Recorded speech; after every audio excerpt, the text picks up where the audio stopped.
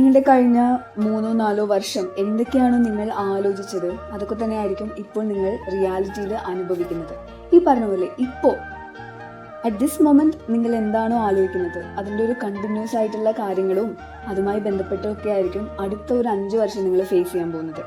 എപ്പോഴും ആലോചിക്കുക, നമ്മളിപ്പോൾ ഫോണിൽ ഈവൻ സോഷ്യൽ മീഡിയ യൂസ് ചെയ്യുമ്പോൾ നിങ്ങൾ യൂഷ്വലി എന്താണോ ടൈപ്പ് ചെയ്ത് കൊടുക്കുക അതിൻ്റെ ഒരു അൽഗോരിതം അനുസരിച്ചിട്ടായിരിക്കും നിങ്ങൾക്ക് അതിനുള്ള ബാക്കി കാര്യങ്ങൾ നിങ്ങളുടെ ഫീഡിൽ കാണാൻ പറ്റുന്നത്.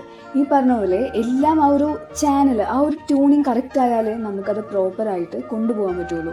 സോ എപ്പോഴും നിങ്ങൾ ഈ നെഗറ്റീവായിട്ടുള്ള, അതായത് നമ്മളുടെ വിഷമങ്ങൾ, ബുദ്ധിമുട്ടുകൾ, ഇത് നടക്കുന്നില്ലല്ലോ, കിട്ടുന്നില്ലല്ലോ, ചെയ്യുന്നില്ലല്ലോ, ഇത്തരം ആലോചനകൾ വീണ്ടും ആവർത്തിച്ച് വന്നുകൊണ്ടേയിരിക്കും.